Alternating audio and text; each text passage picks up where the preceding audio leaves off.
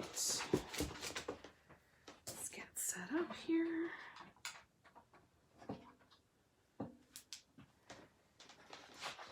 See, I gotta clear some stuff off. We're waiting for everybody to get here.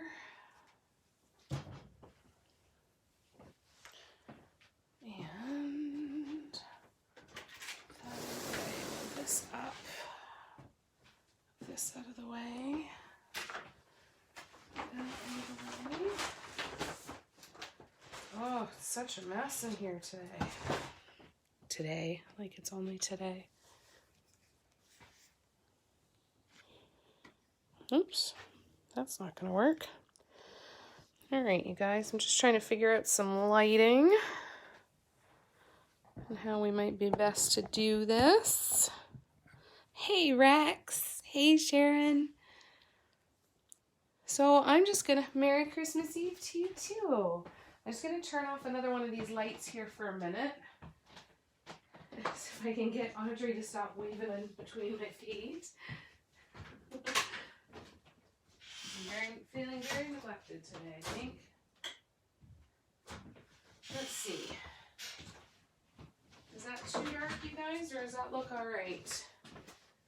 I think that looks pretty good, but I'm going to add another light on here, so bear with me one second.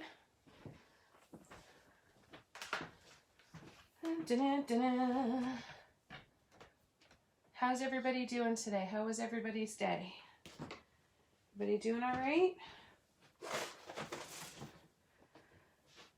I am absolutely exhausted, so I am really looking forward. There we go. That should be pretty good. I think that should look all right. Wonderful. All right. So yeah, I'm really glad to be sitting here and getting to paint with you guys because I've been looking forward to this all day. This is really, really nice. All right. So I'm sticking with a rainbow color for this one. We're going to talk about two big things. We're going to talk about guidelines and drawing your guidelines and how to use them and kind of how to use them to your advantage, really. When I started doing dot mandalas, the guidelines used to kind of freak me out a little bit because I'd really get down on myself if I wasn't hitting them perfectly. You know, it was really stressful. So let's see, Rex has been asleep almost all day because you're up all night. Oh no. Yeah. Oh, I'm sorry, your sleep schedule's been all wonky. I hope it settles down for you soon. But you know what? Sometimes you just stay awake when you're awake and sleep when you're tired, right? And see where your body takes you. Sorry, just taking a sip there. Oh, you're most welcome. I'm so glad you're here too. I'm glad to get to spend some time with you guys tonight. This is awesome.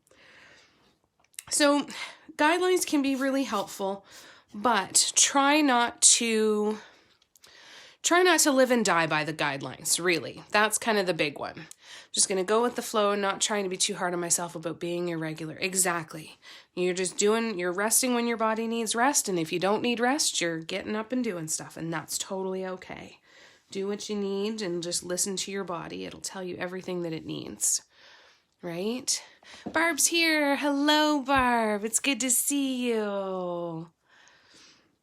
Wonderful. Hey, Wendy. I saw you popped on too. Hello. Wendy's my old neighbor. She used to live in the apartment below mine. She moved out before I did. And yeah, miss her. She was good shit. Anyways, so we are going to talk about guidelines. When you use your guidelines, use them as a base idea to kind of help you keep a pattern going. Don't live and die by the guidelines. The most important guidelines in my mind are the ones that go around in the circle, right? The division lines aren't anywhere near as important, especially if you have already practiced doing spacing on a piece without any guidelines like we have in the last couple tutorials. So, but they can still be helpful, like I said. So I'm going to show you the different ways that I do guidelines. For this particular piece, we're going to focus a lot on walking dots and practicing walking dots. If you have a canvas around or some kind of surface, a piece of paper, anything that you can kind of practice on a little bit. I am going to be using a test canvas as well to kind of go over a couple of things when it comes to walking dots. So if you have something that you can kind of practice on, and then of course we'll jump right in on creating it on the canvas. Now I'm not using canvas this time. I have decided to listen to my own advice and go with a nice smooth surface. So this is actually a wood square. It's an 8-inch square. Yes, so this one's an 8-inch wood square. Got this one from the dollar store, painted it black. Here, let me back up a little bit. So I've got my 8-inch square. Got it from the dollar store, painted it black. I put a couple coats on here, but it's nice and smooth. There weren't any big, before I buy them, I kind of put my hands over them a little bit to see if there's any big, dips or problems or anything in there. Audrey, no. Sorry, my cat's trying to dump her food dish on the floor. Hey. That's enough. Anyway, sorry. So I got the wood, made sure it was nice and smooth, no big dips or anything that was going to really get in the way of the design. So a nice smooth surface as opposed to canvas for me this time. The issue I have with canvas is that the fibers in the material can distort the shape and size of your dots sometimes if they're not nice and flat. One of the solutions for that is to use a product called gesso. If you put a couple of coats on of that, it helps to smooth out the surface so you don't have all of the bumps and lumps and everything from the canvas. It comes in black gesso or white or clear, I believe. I have the clear gesso. I've never used the black gesso, but I'm probably hoping to try some at some point because I've got a bunch of canvases that I'd like to be able to work on and not waste them really. So, but I'm going to use my clear gesso and then I can do coats of black paint over top of that and it's fine. So, nice smooth surface. Have something that you can practice on if possible. And there's a couple different ways you can draw your guidelines. I got some sets of stencils. They come in a bunch of different sizes that I actually got these off of Amazon, I believe. So what I would do when it doesn't cover the whole surface, you can kind of just pick and choose. Now, here's the thing I have with just trying to line it up with the edge when it's just small enough like it is with this. If I get everything basically lined up compared to how much space is left between the stencil and the edge, what if it's not perfectly centered on the stencil? It's probably pretty good, but I'm a little paranoid when it comes to that. So what I still tend to do is measure halfway so that I can find the exact center and then line my stencil up on that. So my personal go-to is to find the center no matter what, whether I have a stencil or not, at least find my center before I go and do this. So there's my center there, and then I can line this up with that one. Oops, almost like there. So that is going to be the center, and then I do my other one here. I still end up lining it up on the edges just because the notch marks on my ruler can let me know if I'm just off center just a little bit. So I still line up the lines on the ruler and then just find my center. Now when I put my stencil on, I'm going to line that up on these lines that are already there. Make sense? I hope. Hope that makes sense anyway.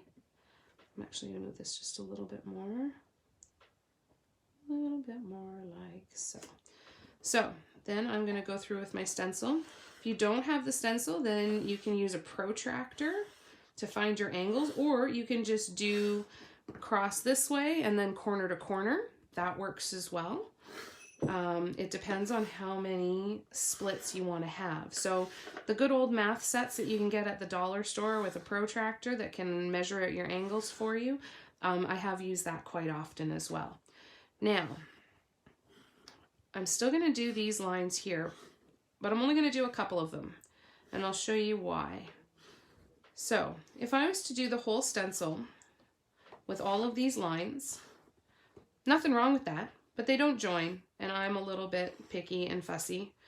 So the fact that those don't join says to me that if I decide to do a whole band of just small dots around here like a border, it's opportunity for me to mess up. So what I typically do is I will set up my compass and my chalk pencil. I'm using a white chalk pencil, by the way, a white charcoal pencil.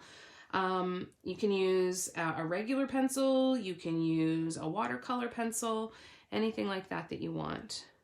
So I'm just setting this up to match up with the edge over here because I want to fill in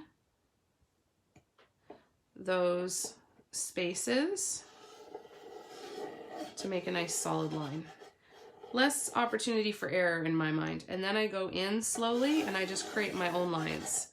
That way I'm not stuck with the measurements that they have. Some people get very, very precise with all of their circles and all of their measurements. I usually just kind of leave them a bit this way. I just kind of give it a little tap and push it in a little bit and see where they come out. I don't mind having them a little uneven because I never know kind of when I'm going to decide to switch up the pattern or add something in there. But I do like to have lots of them so that I have a lot of freedom when it comes to adding in a band of solid dots for kind of like the border like I mentioned. And then I go in and I try to get really, really tiny just so it helps me line up my center dot really nicely. And sometimes I go even farther outside. If I think I want to go all the way around to the edge, then I can go outside my stencil as well. So I kind of figure if I'm going to have to add more on the outside of my stencil, then I might as well just draw all of my lines on because it's kind of satisfying too. And then you can go all the way out to the corner this way too. All right. Audrey, you going to attack the dog? No? You're fine? Can't go that way, dude. So we have a dog boarding with us and, oh, sorry. We have a dog boarding with us and Audrey tolerates her. And now she's trying to climb over to the other side of the couch. It's not going to go well. Hello, Nebadita. How are you? It's good to see you again. Hey, Kim. How you doing?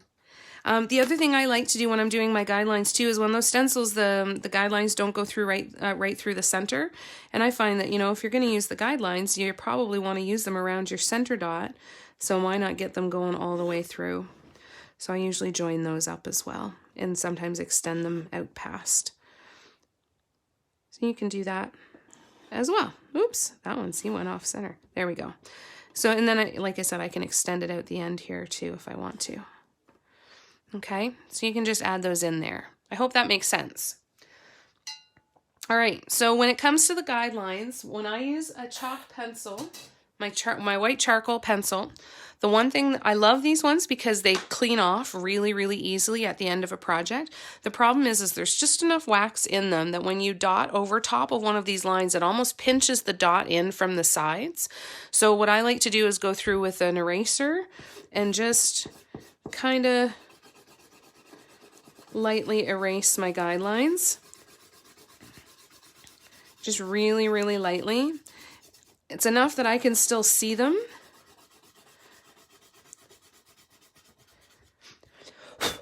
But it's light enough that it won't impact the size, the shape of my dots. Because I want nice round dots, right? And there's nothing worse when you put down a beautiful little drop of paint and, well, I'm sure there's other things worse, but it's really frustrating when you put down a drop of paint and then only to have it pinch in from the sides.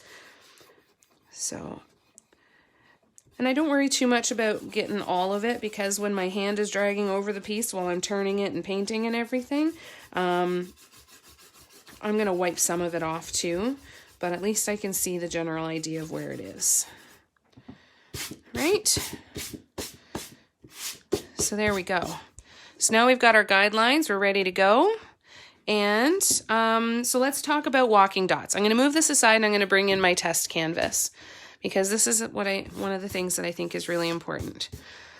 Walking dots can be very, very frustrating. They are impacted their size and their consistency are impacted by a couple different things. They're impacted by the paint. If your paint is really thick, then that can impact your walking dots. And if your paint is really thin, it works the opposite way too. It spreads way too much. But it can impact, and it impacts how far the paint can travel down as well. The more liquid the paint is, and more thinner the paint is, then the more steps, I guess you could say, you're going to get with your tool. So I'm going to grab just one of my small nail dotting stylus tools, and I want to compare for you when I make a dot on my piece. I'm going to get a bit closer here. Hopefully this is okay and you guys can see it all right. So when I go in with this tool and I make a dot, that's approximately the size I get. Okay, so this is one of the nail dotting stylus tools that has kind of the little ball on the end. Now, if I went to the corresponding tool in my DIY mandala stones, which are the dotting tools that I use, the thing is with these is they have a bit of a flat end.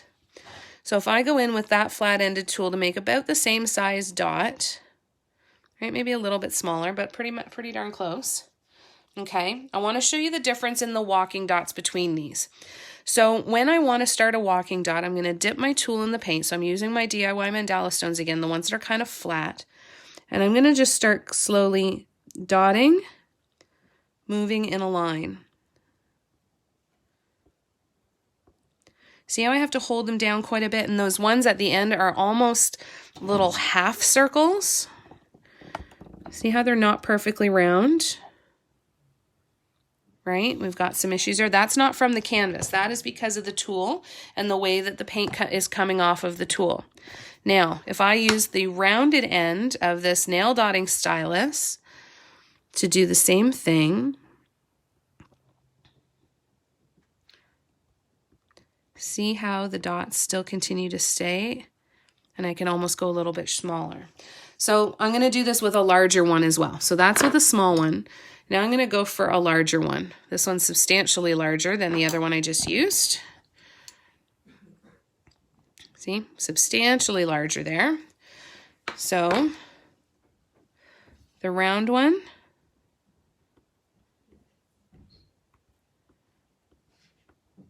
right? They kept their shape nice and down to being really, really tiny. And now I'm going to find the other corresponding tool and show you what it looks like. The reason that I wanted to show you this is because walking dots don't work with things that have a flat end as well as other things.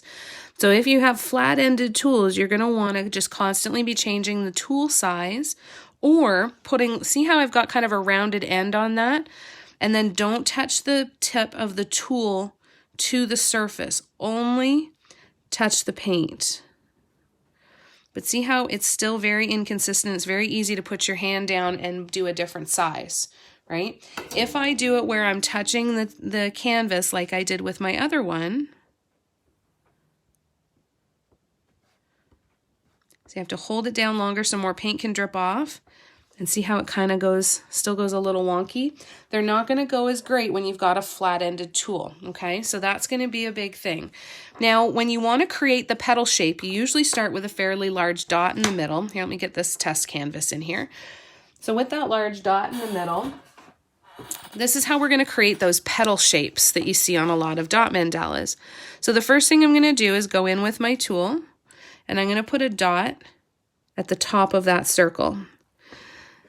Then what I do, now I dot across from me, so this is a nice straight line so that when I'm lining it up with my guidelines or with the rest of the piece, I know that I'm going in a straight line where I want to go.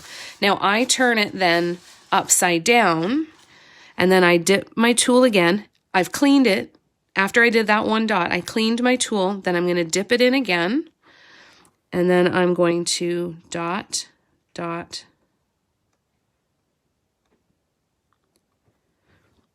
okay, and slowly go around that edge. Now, the way that I'm looking at this is I'm almost tilting my head to the side and kind of getting down so that I'm almost looking in from here. That's how I can see where I'm lined up along here. I'm kind of following this along this way, but just from off to the side so that I can see when I go to put this dot down, I can see approximately how far from this dot I am. So I want to kind of see in this way and then slowly walk it down and around. Now, one of the other frustratings with walking dots is how am I going to get this side to look the same as that side? The one thing that I keep telling myself is you're not. It might be, you might have a couple that work out really, really well. But if you're impatient like me and you're not willing to go super, super, super, super slow, and even if you are, you're breathing a little different, anything could happen and it's not necessarily going to be in the exact same shape or same distance. So then we just dot back around again, just slowly walking it down. Right? Still looks good, but it's definitely different than the other one. I also count these too. So when I'm walking dots, I go 1, 2, 3, 4, 5, 6, 7, 8, and then I'll try and do that again on this side to get them the same number for all of that. Now, some dot artists, which I think is really cool when they do, is they actually will then use another smaller tool here, and then they'll keep coming and join them in the middle. So you can change your tools at any point depending on where you want to go. When you get into the really big petals, you are not going to be able to start here and go with the same tool all the way down. Start going until it starts to get too small, then change to another tool and go from there. Now, the other thing that you're going to probably come across as well, I'm just going to turn this way. So I'm going to put the next dot. Let me just change paint colors just so it stands out really well here. Bear with me. Let's go to red. Okay, so I'm going to take the red and I'm going to put the next dot up here. The next dot for the next row on the petal, we want it to be slightly bigger than that one. So I want to leave the tool down. I'm using the same size tool. I'm just going to leave it down on the canvas a little bit longer and more paint runs off the tool. So now that dot is a little bit larger than the one in the row before it. Okay. So now I'm going to turn this around again, and here's where we can get through either using the flat-ended tools or if you don't have, and you're not going to have enough paint to get all the way around. This is trial and error. You have to really practice with your tools to see how far the paint travels and what you can usually get out of it. And once you start to know the size of your tools, then that will help as well. But what you can do to extend it a little bit is I'm going in and I'm just going to put a dot here, kind of in that little dip there in between the other two from the previous row, and I'm going to do the exact same on this side, right? And now I'm going to dip again, and then this time I'm going to go all the way around. Right? So you can build up the top. There's ones what I've done where I've had to do the single dot and then I've done 3 or 4 of these with just slightly changing the tool size, like going from really large to really small. So that's something you'll see a lot of dot artists do, is kind of work their way down, and then once they get to a good spot, then they will finish off the walking dots going down and around this way. Does that make sense so far, you guys? Does anybody have any questions at all? Is there anything you'd like to see me do again as an example? One of the really big things with walking dots is you need to make sure you're cleaning your tools a lot, right? If I do this row and then I don't clean my tool, I still have paint built up on the tool. Even though it's not on the canvas, it'll still be on the tool. And then when I go in and dip again, then that's going to impact the size of these dots. So especially for these, you want to make sure that you are cleaning your tool really, really often in between each row. Okay, awesome, Rex. Well then, good. I'm going to stop for a quick little bite of my caramel bar, see if anybody else has any questions. And then if not, I'm going to talk with my mouth full and bring the other canvas in, or the wood piece, and we'll start building the piece. Does that sound good? 5, 4, 3, 2, 1. Okay, I can bring it back if you need me to. I'm just going to keep eating my piece of chocolate here for a second. Okay, so I'm going to do a piece with this one, and my plan is to do all walking dots, right? Either single rows of all the same size, those slowly getting bigger size like we've done in the spiral, and the color grade one, we're going to build a couple of those circles in here. You're good, Sharon? Okay, awesome.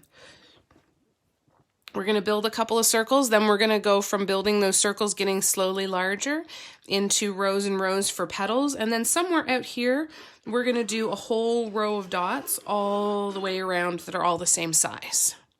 Okay, Barb is good. All right, awesome.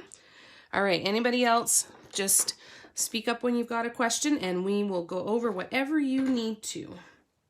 So I'm using my rainbow again. I've got my 8 colors. You can use as many or as few colors as you want.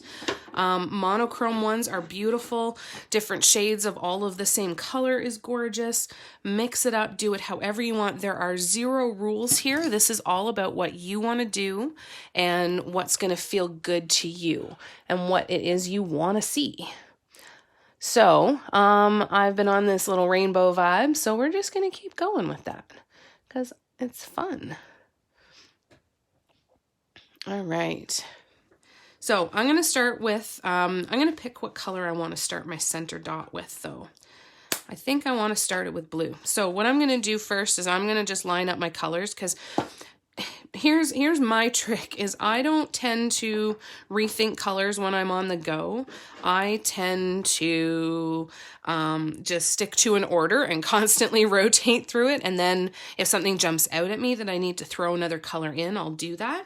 I try to keep it as simple for myself as possible, especially if it's a piece that I'm going to want to do a couple, like it's going to take a couple different days. I want to know that my colors are either completely random and I can do whatever I want, or I have a pattern to follow. And if I have a pattern, something that's very clear for me to recognize, because me as the bonehead I am, I'm not going to write down my pattern, right? It would be smart to, but that's just not how I tend to work. So I have kind of erred on the side of being as cautious as I can and keeping it as simple as I possibly can. So I'm just going to continually, repeat all of these colors until something, like I said, jumps out at me and says, hey, pick something different. So I'm going to start with a blue center dot. That's a nice part about the rainbow too, and you can do it in whatever order you want. You can do a light center dot, you can do a dark center dot, you can add top dots to your center dot, you cannot. It's completely up to you. Okay, so I'm going to do a fairly large center dot on this one. I'm actually going to choose a 22 millimeter. And I'm going to go in here and I am going to try and get it in the middle of my smallest circle that I have in there. Hey, Brianna, how you doing, love? So I'm going to be, this is where the guidelines kind of come in, right? Because I've done all of these circles around the edge, this inner circle here is just a little bit off, right? Not because of anything going wrong, just because no stencils and everything else are perfect. So I'm going to, instead of trying to center my stuff around these lines, I'm going to pay much more attention to this smallest circle and get my center dot as close to the center of that smallest circle as humanly possible, right? So I'm going to try and get in there as easily as I possibly can, or as evenly, I guess. Hey, Jan, how you doing? Okay, so I'm going to start with the blue. This is the amount of paint that I'm taking on the tool here. And then I'm just going to center it as best as I can. It's nice having the camera to help me cheat a little bit with that. And there we go. So it's pretty much centered. And then I'm just going to move the paint around a little bit. Because I'm probably going to do top dots on this, I don't want this to be a super plumpy dot. If you're going to leave it the color that you're using for this dot, then you can make it as plumpy as you want to. But I want to be able to do some top dots, so I'm just going to move this around with a toothpick a little bit. How you doing, Jan? What's new and exciting? It's so good to see all you guys. I'm so glad that you guys are here. I've been looking forward to this all day. I'm just like, a couple more hours and I can sit and paint with my people. I am going to eat more chocolate though. Okay, which means I'm going to continue to talk with my mouth full. All right. On to purple. Now, there's a couple choices to make here. Do I want to have a whole bunch of really teeny tiny dots going all the way around, which I could do with my toothpick? Do I want to have the next size up and it would just be a solid round of dots this size? Or I could go a little bit bigger, space them out a little bit more, and then I could put a little detail in between with the toothpick. And I think that's what I'd like to do today. Hey, eating dinner with my niece, watching you all good here. Oh, that's awesome. Nice. I hope you're enjoying your time with your niece. Hey, Misty. How you doing, honey? Merry Christmas to you, too. Oh, it's so good to talk to you. I have known Misty. Brianna, Misty is how I met Shelly. Misty, Brianna, used to date Ian's oldest. And her and I got to work together at Ontario Motor Sales. It's a funny kind of circle of life. So then we're kind of all intertwined a little bit here. So I like this too, because now some of my lifelong friends are getting to meet some of my new friends here on Facebook from my TikTok and Instagram family. It's awesome. All right, so I'm going to actually move these colors a little bit. Yeah, I worked with Misty. We started in the same class at Johnson Controls. Hello, Melissa. Oh, everybody's here. This is awesome.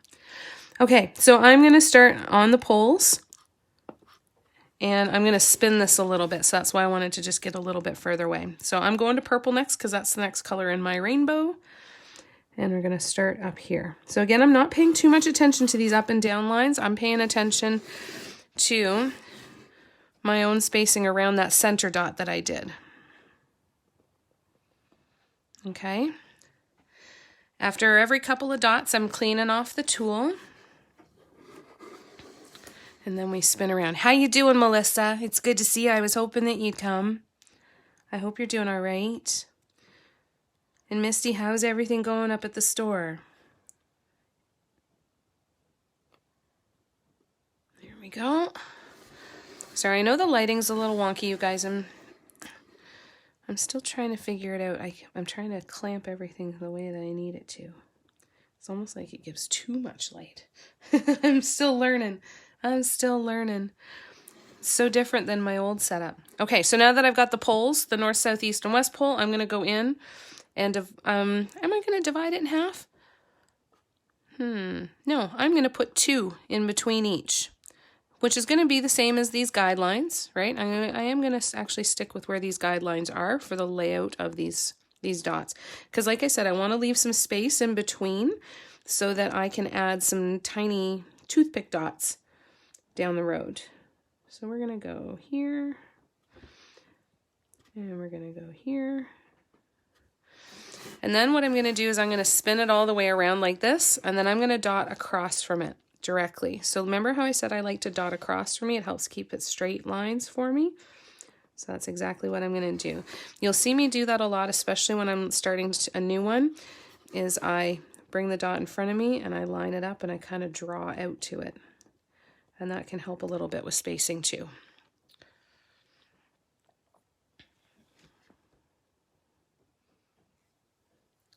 All right, I'm okay. Didn't think it would be this hard, but I'm trying not to let it show because she's also having a hard time. And you know what? Give yourself time to feel it though, Melissa, when you have a moment, if you can steal away and give yourself a minute to feel it, right? Because it's legitimate emotions what you're going through, hun.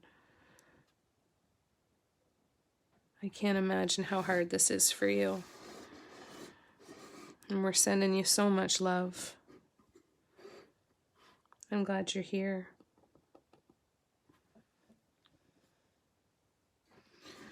Glad you're all here. I hope everybody is having a nice Christmas Eve, whatever you are up to. If you worked today, I hope that you're able to take a breath and just relax and enjoy the evening.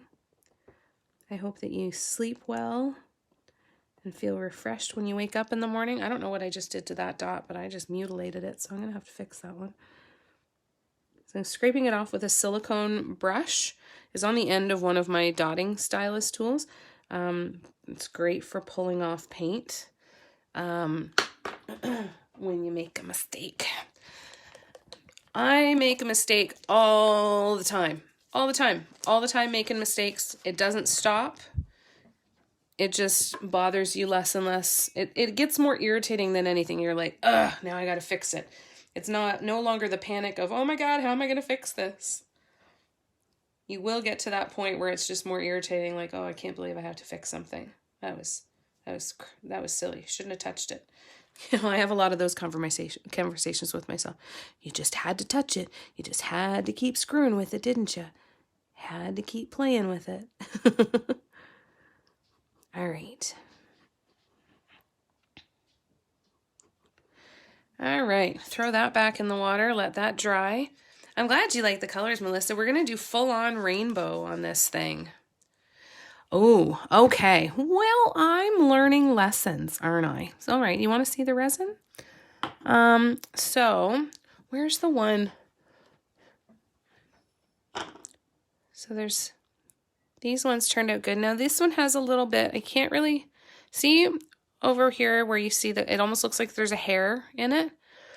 So what I did was the instructions had said that I could wait 3 to 4 hours and then add another layer of resin. So I don't know if this means that I added it too soon or too late. I thought I waited about 4 hours. Maybe I waited too long. I'm not really sure. And I can't feel it. Well, it feels like a little bit of a bump there. And I mean, it's not the end of the world, but it's certainly something I want to figure out because I want to be able to put multiple layers of resin on things, right? And then I didn't remember to tape these, so I'm going to have to kind of pick at these after a while and try and pull them off. But most of them turned out pretty good.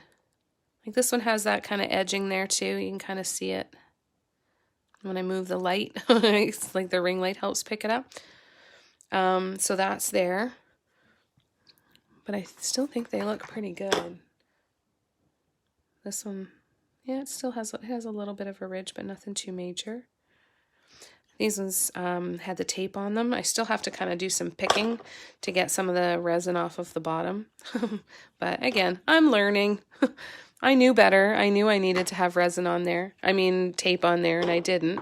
Now the incense holders are a bit of another story.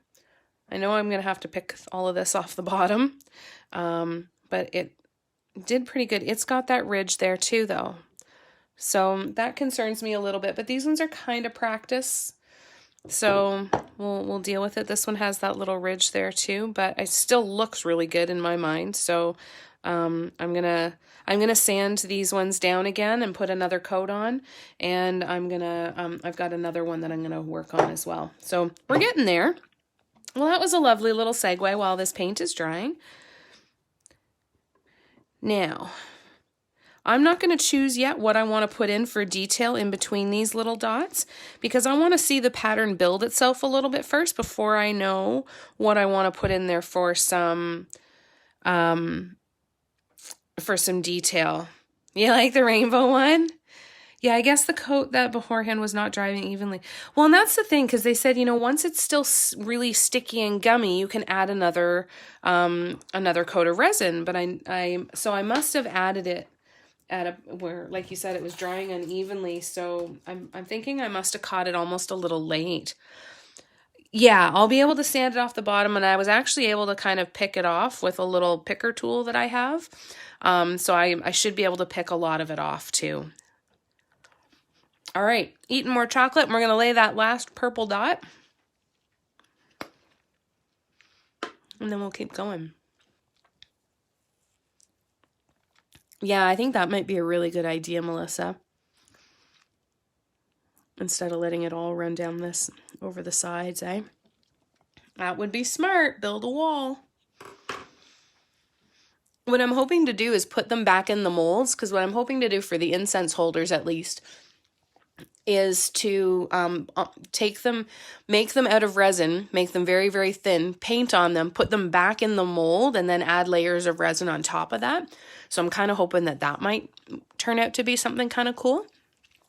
And then any of the ones that I have cast out of cement, I'm going to make those into coasters, and they probably only will need one coat of resin anyway, maybe two, but I'll get some more practice in by then.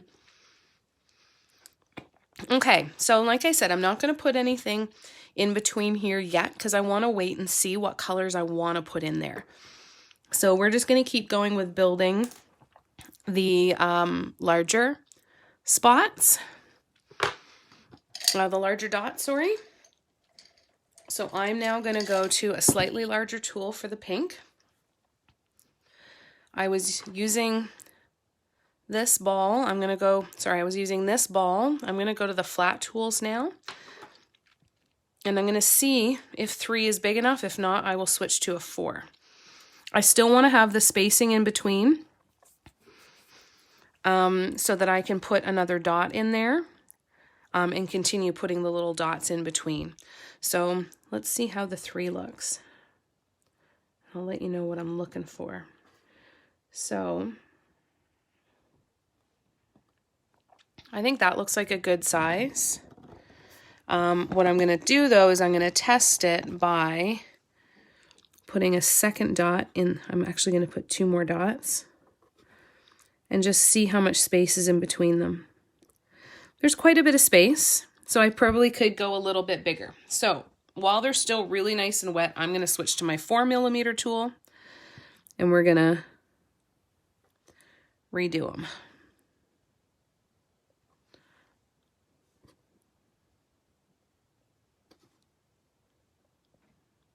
There we go. That's a little bit better. I like it better that it's not quite so flat too, so it's a bigger space, more of square space. So when I add the next one up here, I'll have a nice little pocket to put some little dots in. So when I'm going around these, this is where the color's looking really weird. There, that's better. So when I'm doing these, I know we're going to get a wicked shadow here though. Poop. All right, well, here we go. All right, so I always go around every other one.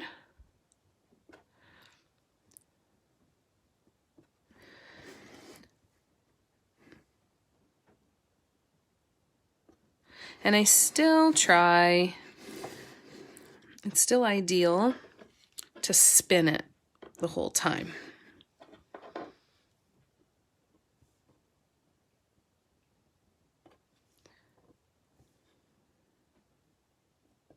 All right, we're just gonna have to deal with the color because that shadow is driving me crazy. There we go. That's better. All right. Sorry I caught you off track. I just got Pro Marine Art Resin to try. It's new. Ooh, yes, please. No, and don't apologize for taking me off track. That was fun. It's fun to talk about that stuff. Yeah, let me know. Yeah, I'm using art resin, so I don't know how that compares. Let me know. Definitely let me know how you make out. That would be really, really, really helpful. I got a little bit of goopiness here. I'm just going to get rid of it. All right, now I'm going to fill in these spaces here. Now, the reason I did this every other one is that if I went every single one, I will naturally lean to one side of the space or another. I even still do that like this. You can see this one's kind of leaning to the right a little bit. They all kind of lean to the right. So when I place this next one here, I'm not just looking to place it perfectly in between those 2 dots. I'm looking at how it spaces out between the other 2 pink dots as well. So even if it's a little bit off center for the purple dots below, I'd much rather have it be nice and centered between the pink ones. That's kind of my go-tos where I'm looking for. I'm looking for it to be centered between the 2 pink ones. That's why when I did these 3, I did one, I skipped one, and then I went back into the middle. Now I did make the mistake of doing it on the side, and that usually kind of messes up spacing a little bit too. And there we go. And we keep going.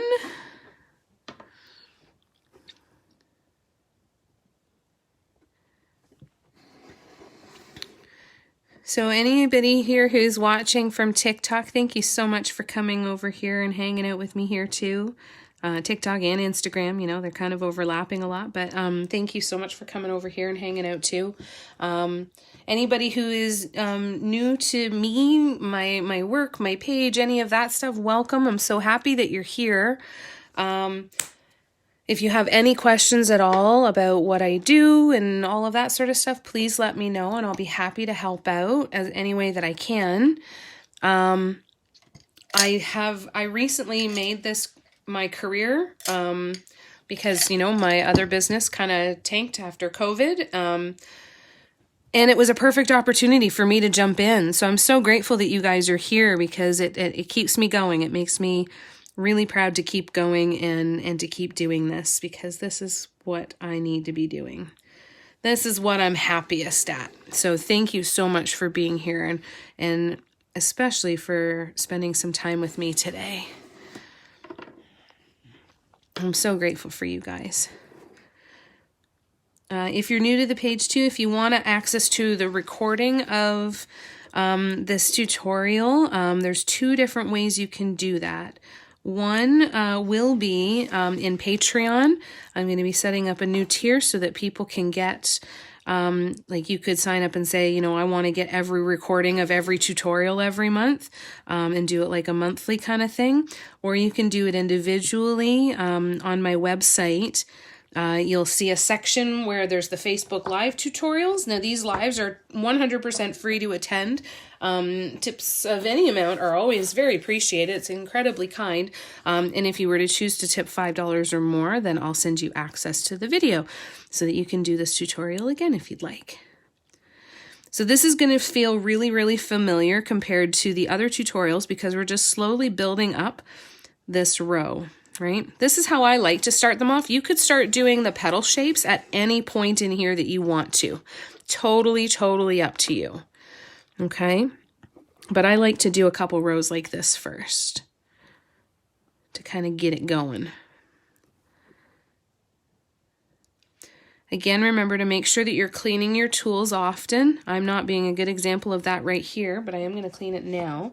Every 2 or 3 dots when you're doing ones like this. And keep in mind that the more paint that's on your tool, that is going to impact the size and shape of your dots. So if you end up building up some paint on your tool, make sure you're not putting as much pressure down with each dot as your tool builds up. Like I can just put a little bit of pressure, not even touch my tool to the surface, or I can put it all the way down and hold it there, and it changes the size pretty dramatically. So just kind of keep that in mind, that if you don't clean off your tools, then you don't want to put your tool down as hard or as long onto the surface. Okay, is that making sense for everybody? Everybody still doing okay? I'm going to take a sip of Pepsi while you guys, to see if you have any questions. Oh, that's good. Okay. So the next one.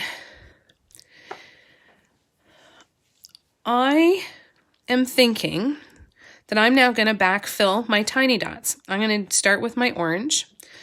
Because I've got kind of a layout of what the next color scheme is the next couple rows are gonna look like, I'm gonna go in and I'm gonna actually fill in some of these tiny dots. So I'm gonna keep going with my color originally, but I'm gonna do orange in here, which would be my next color anyway. And I'm just doing a small dot in between each one.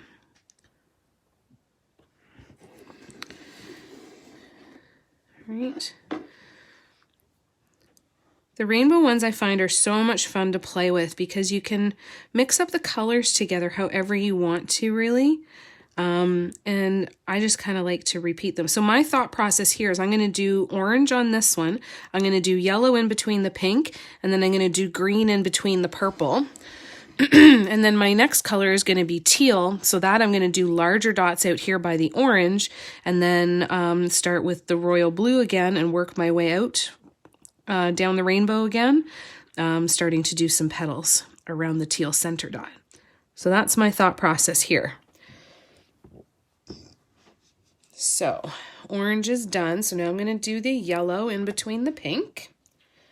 This is the fun part though. You don't have to do this in this order, in this way, in any way, shape, or form. You can pick and choose how you want to progress these colors. I'm just going to grab a brighter yellow that I have mixed over here.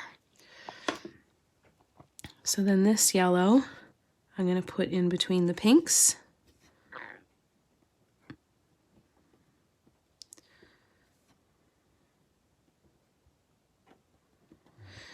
Spin that around. So yeah, when I get ready to do the next big dot, I'm going to do that right above the orange ones.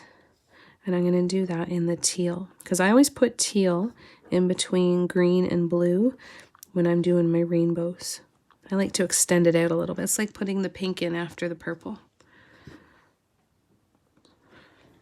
All right, so the yellow is now done, and now I'm going to put green in between the purples.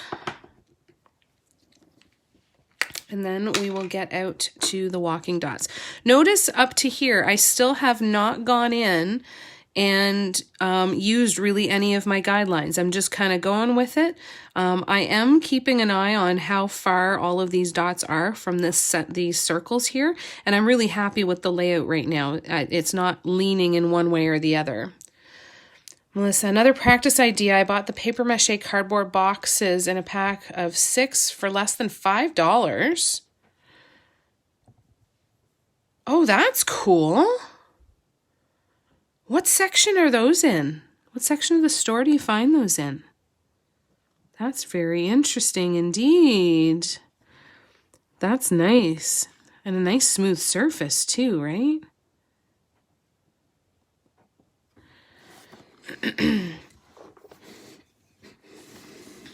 Spinning here, and then in 2 seconds I'm just going to move this light away a little bit so you can get a really clear look at the color layout that I've done so far. You can leave these little tiny details. The only reason I'm jumping back in and doing it is because the idea struck me and I thought, yep, let's go for it. Oops. A little bit more.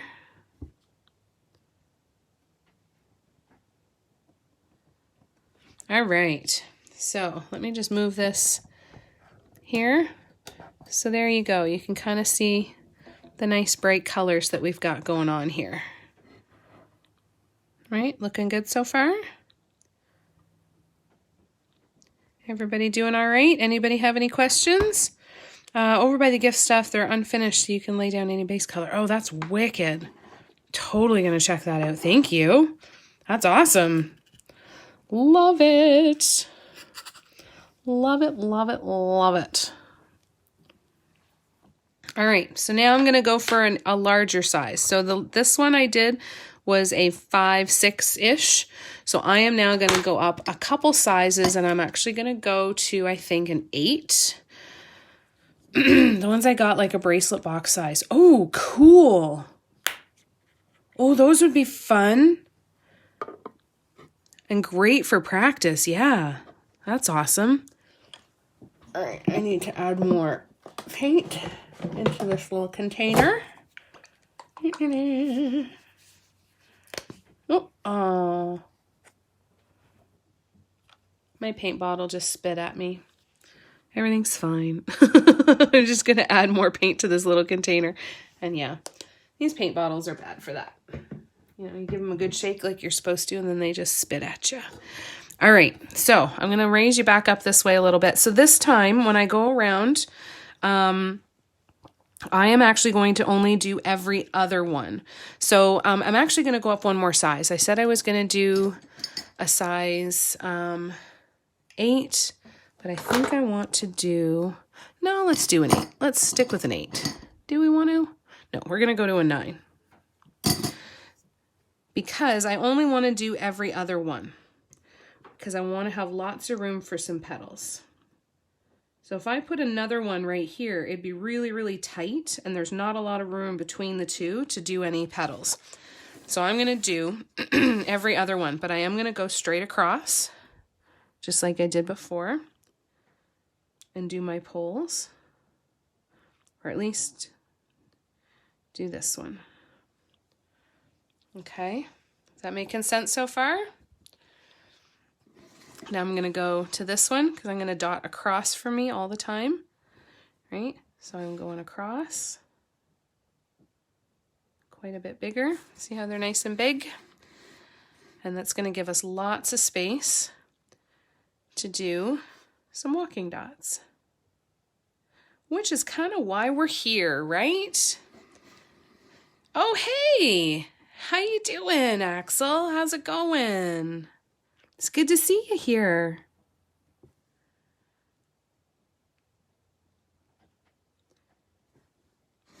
Got lots of the TikTok crew here with us tonight. So there we go. Thank you, isn't it though? It's so nice and bright, eh? It's one of my favorites. Okay, so now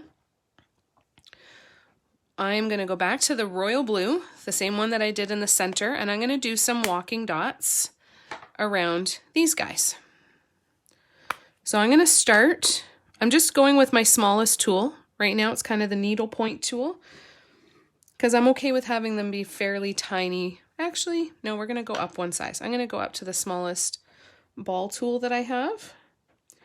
And then I'm going to start with just putting the dot up here. And we're going to do that on each one of them and keep spinning them around. So we're going to kind of draw that line across and place the dot, the top dot of the petal, the point dot of the petal. So drawing my line up to there. The further out from that large dot that you put this kind of peak dot, like if I put it out here, it's going to impact the shape of your thing, right? So I'm putting it nice and close, but you can put it as far away from that large dot as you want to. It's just going to change the shape of the petal. You know, maybe we'll do that in the next row. I'll leave a little bit more space and we'll show you how you can kind of change the space a little bit. And there we go. Okay. So now that we have those point dots made, painting on Christmas Eve sounds relaxing. I'm so grateful that this is what I get to do tonight, Axel. So freaking grateful. All right, let's get down here. I'm going to try and keep this in focus, you guys. Hopefully this is okay, but we'll watch it and see what it does. All right. Let's see if I can bring that up a little bit. Maybe that'll help. All right, so now I'm going to start the walking dots. So I want to make sure that I have a cloth handy to wipe off my tool a lot. Okay, I've got a wet face cloth sitting here next to me. And then I'm going to dip my paint. Oh, that shadow's terrible. Oh my goodness, that's awful. All right, well, let's try this.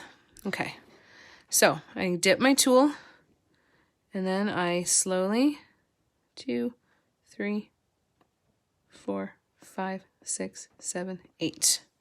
So I'm counting them as I go down. There we go. Let's see if that helps at all. Hopefully you guys can see that okay. Dip my tool and then 1, 2, 3, 4, 5, 6, 7, 8. That one was a 9 and that's okay. And then we spin and we do the next one. So you dip the tool. I cleaned off the tool in between each of these half rows. So 1, 2, 3, 4, 5, 6, 7, 8. Clean my tool. Dip. 1, 2, 3, 4, 5, 6, 7, 8. And you want to make sure that you dip the entire ball underneath the paint. So if I was using this large ball tool, nail dotting stylus, I would dip it in the paint like this. Okay? If you only dip it in part way, like if you only go say to here, you're going to have a lot less paint on the tool and it's not going to travel as far. You want to get lots of paint on the tool so that as you're using it, it pulls more paint down and you're going to actually be able to travel a little farther. So Make sure you're keeping a good amount of paint on there. Hope that helps. So I'm going to turn this way. Dip my tool. And then 1, 2, 3, 4, 5, 6, 7, 8. Cleaned it. Dip. 1, 2, 3, 4, 5, 6, 7, 8. Cleaned it. Dip. 1, 2, 3, 4, 5, 6, 7, 8. When you don't clean your tool, you can also start to see changes in the shape of the dots when you put them down as well. That's the other thing. So it's not just the size of the dot that'll change. Sometimes they'll go kind of almost rectangular on me, more oval, and just sometimes just kind of come off of the tool very, very strangely. So using a clean tool is very important, especially if you're using paints that are in any way just a little bit, you know, not ideal, like too thin or too thick. Either way, a clean tool is going to help you have a lot more consistency. Hey, Samantha.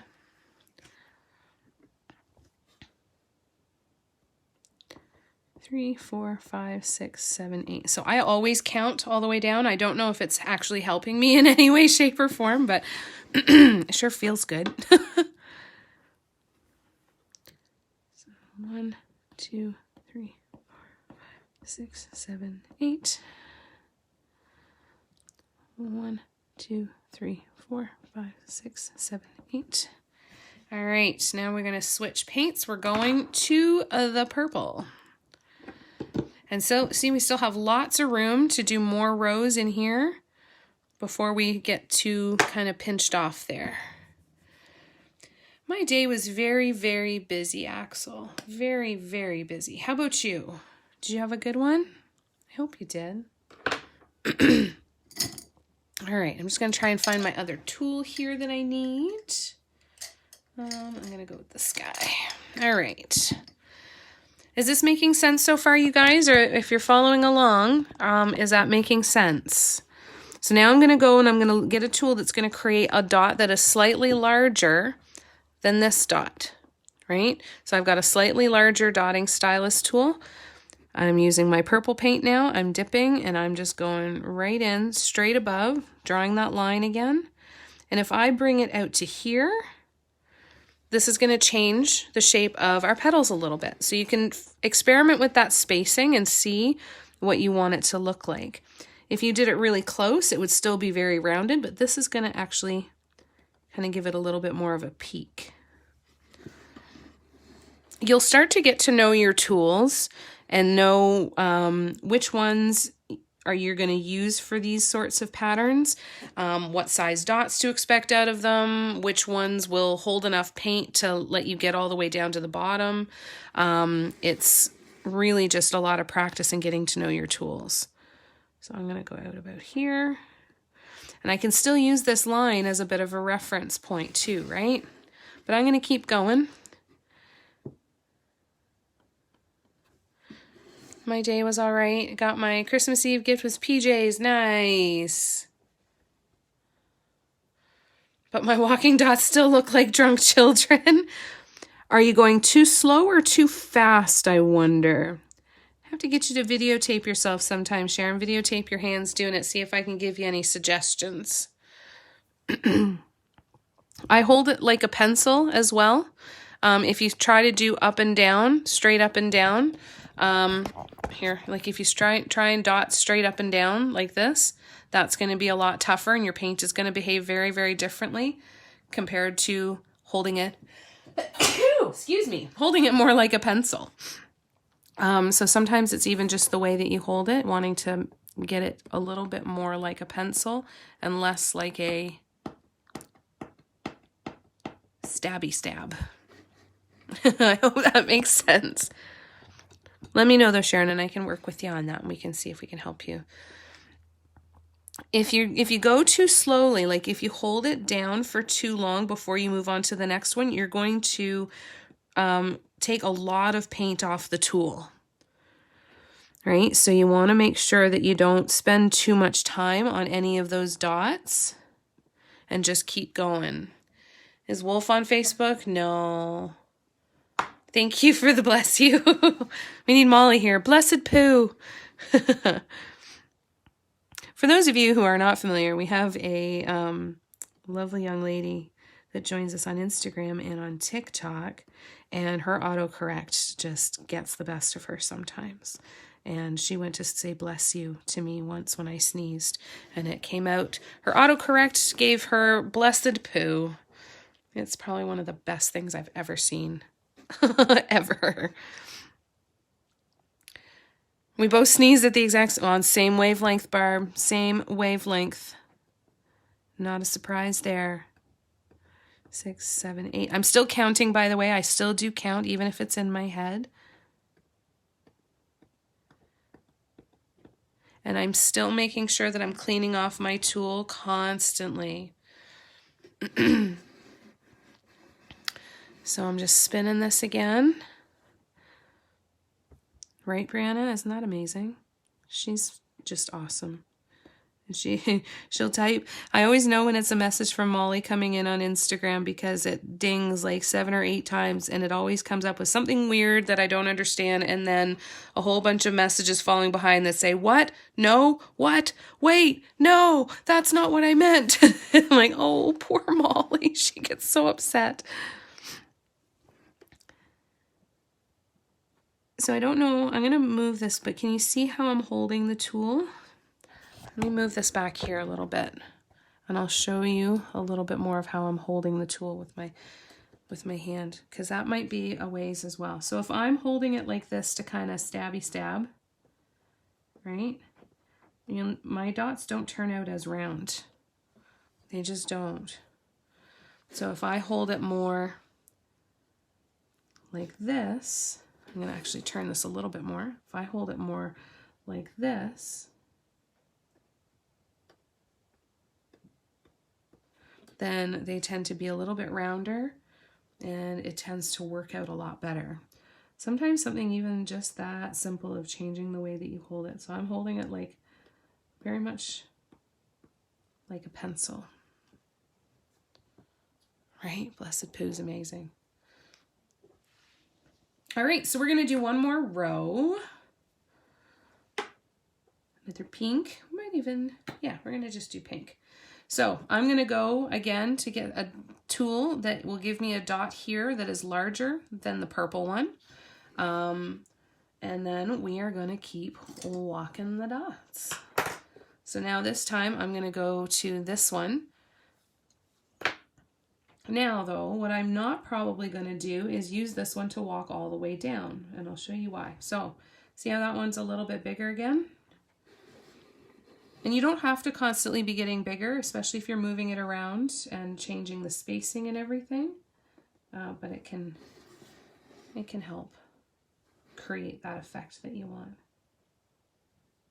So now I gotta clean off my tool. These ones I can get away with only cleaning off my tool every couple of times. Now I'm probably gonna go in and do the actual walking dots with this same purple one again, because I know I can load it with a little bit more paint, and I don't think I want this pink to be quite as thick of a line as this large tool would make it. I still want it to be a little bit more delicate, I think. So I hope this is helping.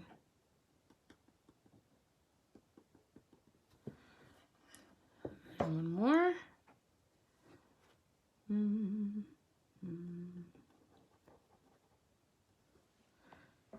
Okay, we doing all right so far? I hope so. If you have questions, let me know, okay? Now I'm going to go back down here, and we will do 1, 2, 3. See how now it's getting really, really thin? It's just a really, really thin line, and that's okay. But if I don't like it, if I decide I want it to be a little bit thicker, then I can just go back in.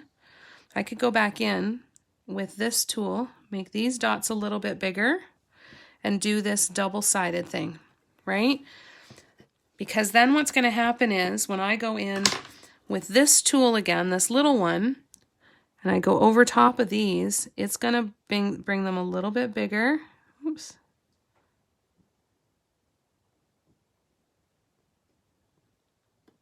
right? Just like that. Does that make sense? So if you find that it's not pulling it down in the distance that you want it to with the sizing that you want to, try adding that extra dot up by the peak. And there we go. That's much better. Right? Does that make sense? So we're going to do that. I'm going to go back to this tool and I'm going to add in the 2 on either side. I'm going to do that all the way around.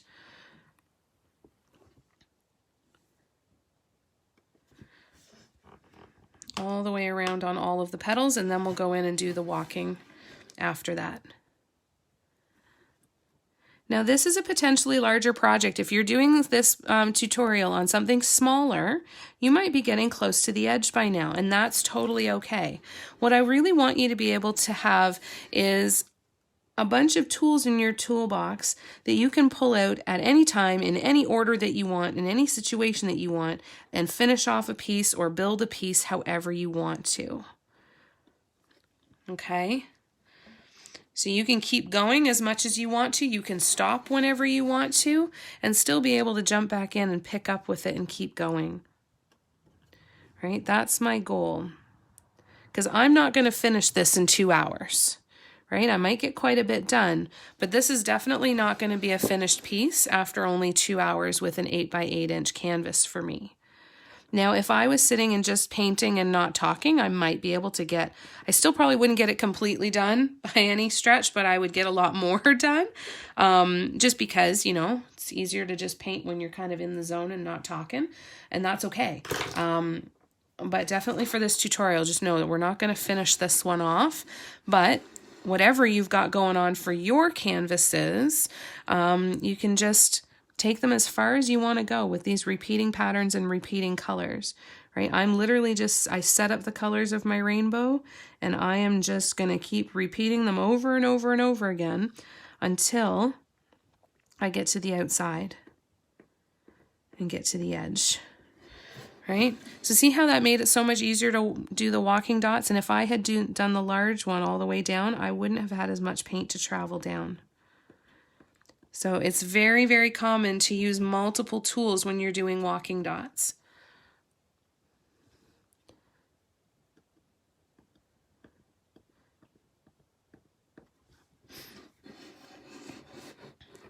See? We're looking okay? So this is where we are so far.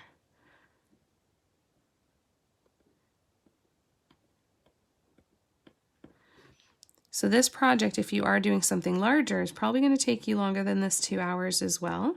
But like I said, as long as you've got some tools in your tool belt that can help you finish them off and give you some inspiration for how you want to move forward with them, then that is the goal.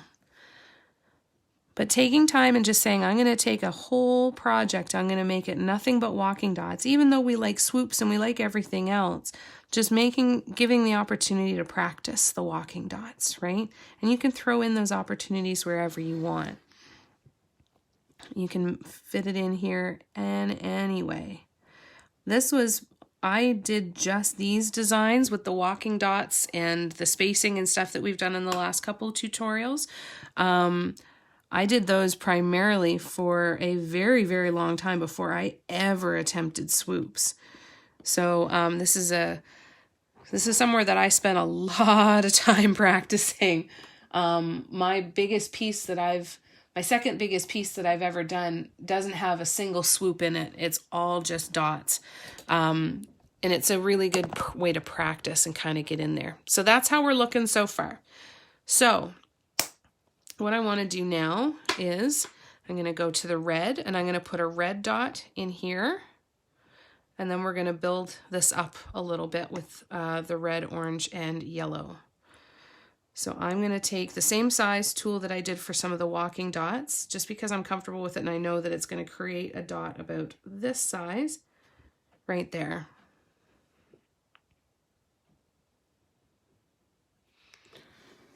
Okay, mine is not perfect, but I'm really pleased with what I got. Yay! Good! What colors are you using, Rex? What colors is everybody using? I'm nosy. What are you doing? Are you using 8 colors? Are you using a smaller color range? I love the ones where I choose like 4 to 5 colors maximum. I think the rainbow is the only time I've ever chosen this many colors. Close anyway. I did one of the drums I did for Funky Upbeat Designs, I think was a little bit more, but it was still very rainbow based. Okay, so now I'm going to my orange because that's next in line for the rainbow. And I'm going to do the same size dot and we're going to come out this way. Same size dot. Maybe a little bit bigger. Right? Same size dot again. And the next one is going to be yellow. I'm so glad you're happy with it, Rex. That's awesome. Yeah, let me know what colors you guys are using. I am nosy. I have metallic gold, metallic bronze, metallic copper, metallic teal, bright green, maroon, dark purple, and light purple. Who do you think you are, lady? Well, well, well. That's amazing. Well, and that's the thing. You get them all out and you kind of decide what as you're on the go, right? Whether you want to keep doing that or not. Let's see. Sharon has dark mint green. Ooh, pale blue, pale pink, and dark brick. Oh, those colors sound amazing, Sharon. Oh, I can't wait to see what you do with them. All right, so now I'm going to my yellow. Because again, I'm just going in that order. Pick and choose whatever you want at any time. Or put them in order in line on your table and just keep working your way through the order as often as you want to. So now I'm going to go and I'm going to do a large dot. So I'm just going to literally flip over my tool and take a larger one. I'm just watching. We'll do it on repeat. Easier to understand the second time around when I can totally focus. Totally. And eat and drink too. Yeah, this one is just the relaxing one. You can watch it again later, right? So I'm picking another one just to get a bit larger. Right? And then working my way out. Still trying to do the nice straight line across this way. Right? Makes sense? You could, if you want to do a piece though that doesn't have only walking dots, you can totally add swoops in here if you want to. You could start out here and walk dots into here if you wanted to. It's completely up to you. I just like to kind of build this and then see where it's going to take me. There's a lot of dog hair in this yellow paint of mine. Oh, goodness. So if you ever buy one of my paintings, just know chances are it's going to have some kind of animal fur in it somewhere. It's part of the charm, right? We say that? Okay. So now I want to do another large dot because I want to do some more petals. So what I'm going to do is I am going to now do my green. And it's just one step forward from the teal, but it's slowly going to start to kind of wave it out if I can keep this going. So I'm taking my green. That one I used a 9. So this time I'm going to use a 10. So I'm going to pick a size that is just slightly bigger than the one that I did with the teal. Okay, so I'm going to use a size 10 this time. And I'm going to put this out a little bit further, like right at about here. So I want to leave a good chunk of space there. Okay. Reminds me of a kaleidoscope. Yay! Good. That's exciting. I like that. There's some really, really cool designs that we're going to do over time, you guys, that I think you're really going to like. Like different ones that will... different ways so you can create effects just with the designs and with the walking dots. There's another design, I think maybe we'll do it. I don't know if we'll do it this weekend because I think we're going to do swoops on Saturday. But maybe the next one we'll do, it's kind of like a 3D design. It's kind of interesting. I wonder if I still have mine around. I think I got rid of it. The only other one that I've done like that. But I've been dying to do it again, so... we will do that for sure. And it's going to be a really cool, it's still going to be a lot of walking dots. It'll be a really good one to practice with too for walking dots. And it's kind of trippy looking. All right, so now I'm going to my teal. because my teal is going to be my innermost row of walking dots. So because I started this one with this small tool, I'm going to do the same with this one. It's only a little bit bigger, so I don't need to go any bigger yet. And I'm going to move it up this way a little bit. And then keep dotting across. Right? Dot across this way. And clean off the tool. So every 3-ish, I clean them off going around this way. When it comes to walking the dots, I clean them off every single one after every single row of walking dots. So I'm leaving a little bit of space. And always remembering that we can go in and fill in any empty space that we want to later if we want to add more detail somewhere. And then we can always go in and do top dots to add some more dimension too, right? Anybody have any questions so far? Everybody doing all right? So now I'm going to start with this one closest to me. Here, I'll get back down nice and close for you. And we will do some walking dots here. So I'm dipping a clean tool. 1, 2, 3, 4, 5, 6, 7, 8, 9. Clean tool, dip. 1, 2, 3, 4, 5, 6, 7, 8, 9. And I could even go in there and do 10 and 11 and it would join it right up. We'll spin it around, do it again. So 1, 2, 3, 4, 5, 6, 7, 8, 9, 10. I'll do 10 that time. 1, 2, 3, 4, 5, 6, 7, 8, 9, 10. Clean my tool, spin, dip. 1, 2, 3, 4, 5, 6, 7, 8, 9, 10. I find the counting very relaxing, especially when I've got, some music on or something. I find the rhythm of it helps me keep the muscle memory going.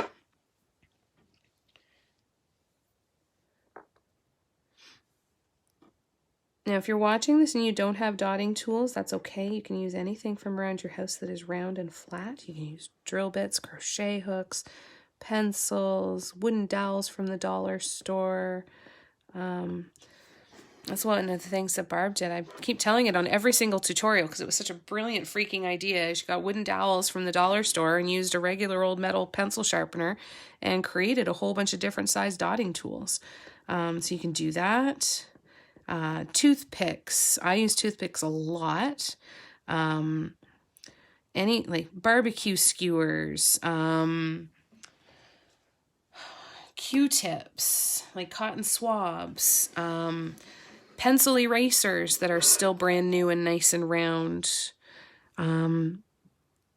I started by using crochet hooks. I went to Walmart and bought a whole bunch of crochet hooks in a bunch of different sizes. I think that was my go-to because I already had some crochet hooks, so I wasn't upset about using them. And I thought, I'll just round out the collection, just buy some more. All right, so now after the teal comes the royal blue. And so again, yay, Barb.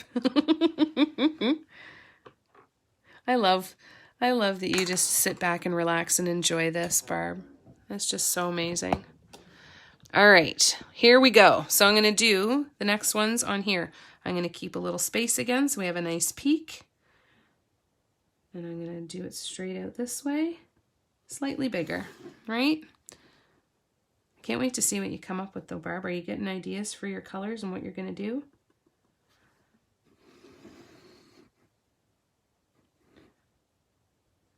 There. You can always kind of draw a little bit of a circle if you need to, if it doesn't give you quite enough. And then again, dotting straight across, going straight. Yeah, Barb's got some great ideas.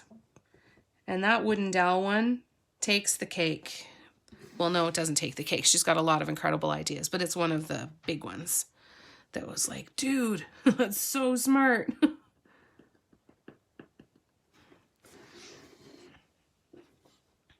And one more, and there we go.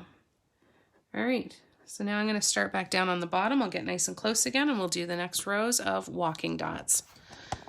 All right. So here we go. Going to count again. 1, 2, 3, 4, 5, 6, 7, 8, 9. Oops. Had to pull a chunky out of the pot there. Nope, just enjoying the quiet you provide by putting my dogs to sleep. Oh, yay.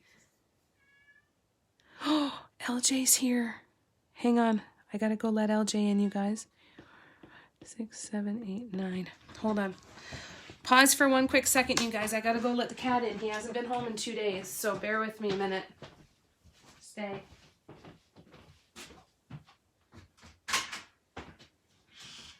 Okay, Finn, you gotta move. You gotta move, Finn. Here we go, Finn. LJ's gonna come in. LJ's gonna come in. Hold on. Hi, LJ. Hi. Come on. Come on, let's go. Yeah, come on. She's in here. Come on, LJ. Oh, yeah, I was about to tell you. Eddie. Yeah, I was about to tell you I found him. LJ, come on. Call him, Ollie. LJ. Come on, LJ. Hey, buddy. Hey, buddy. Yeah, put some food in the dish. That sounds good. Come on, LJ. Dude, you gotta make this. It's okay. Come on. Yeah, come on. LJ. Come on, bud. Are you still on the line? Yeah, I'm still on my live. I just heard him and I didn't want him to run away. Can you keep an eye on him for me? Yeah, I'll see if I can do that. Okay, awesome. Thanks, Ollie. All right. Sorry, live people. I'm coming back. I'm coming back, live people. LJ was at the door and crying, but is not coming in. So I apologize. All right. So now we know to fast forward for a couple of minutes. I'm so relaxing. It's so relaxing. I'm watching Sipping on Ginger and Jameson. Nice. That does sound fantastic. All right, let's see here. So 1, 2, 3, 4, 5, 7, 8, 9. Yeah, LJ hasn't come home he didn't come home last night, so we are hoping that he'll come inside tonight. 4, 5, 6, 7, 8, 9. He's still not biting, is he? No, I've been throwing food out to see if I can lure him in. 5, 6, 7, 8, 9. Now we put food in dishes and make noise and everything to try and get him to come in. He just sits at the door sometimes and meows like he wants to come in, but then he just sits there. You're a bum. Yeah, he can be a little bit of a jerk that way. But it's good to see him, though. Nice to see him. Good. Well, we'll try again. We'll keep trying.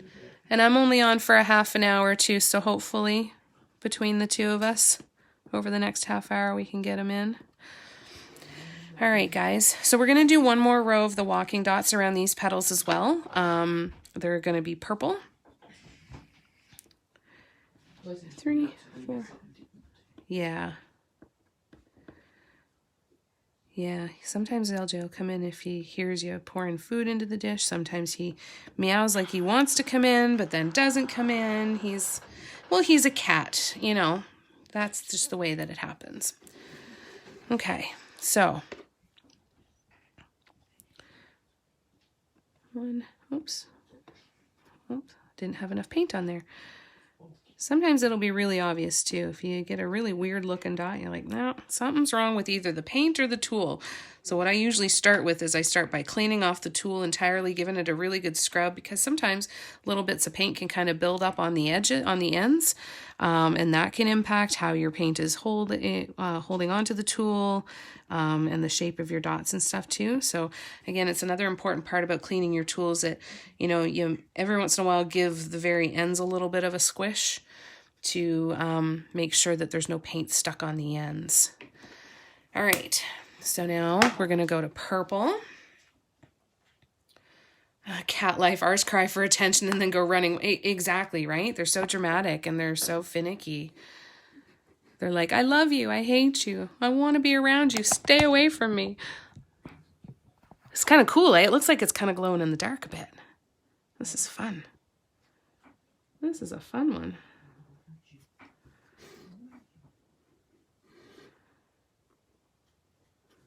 All right, here we go. So I'm going a little closer this time. That's okay. You can do it as close or as far away as you want. Like I could go up and put this next one up here if I wanted to and do walking dots all the way down. You can space it out however you want to. They don't have to be this tight together. Space them however you want.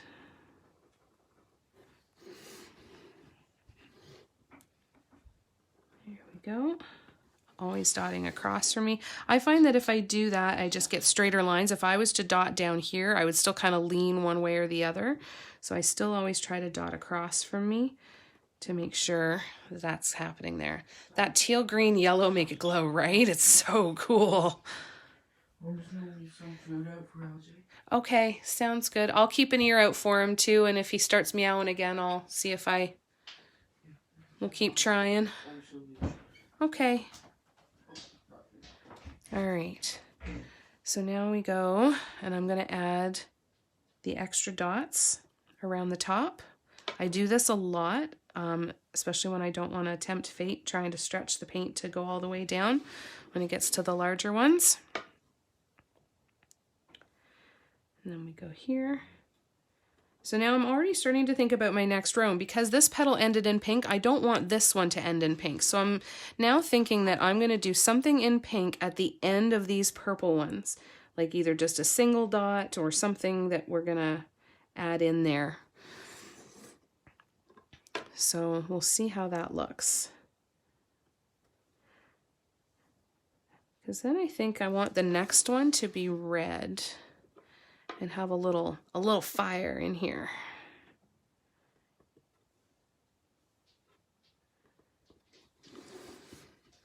That's kind of what I'm thinking. It'd be cool for the next one to have a red center dot and then orange, yellow, and green walking dots around there. That is my dog exactly. I love you, I hate you, I love you, I hate you. I have reached a stopping point. My petals need work. My whole piece is not tight enough. That's okay. That's good practice though, right? Do you feel like it was helpful, Rex?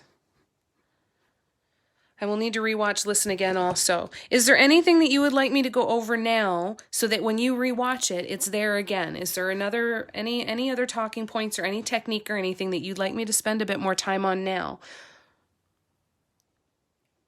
Let me know. So 1, 2, 3, 4, 5, 6, 7, 8, 9. 1, 2, 3, 4, 6, 7, 8, 9.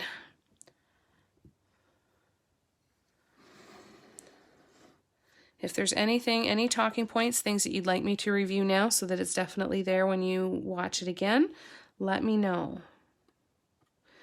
So if you guys, if anybody's on the live here that wants access to the recording, that doesn't already have access through their Patreon membership, or you can either I will be setting up a new Patreon tier so that you can do kind of like a monthly subscription. That'll start January 1st.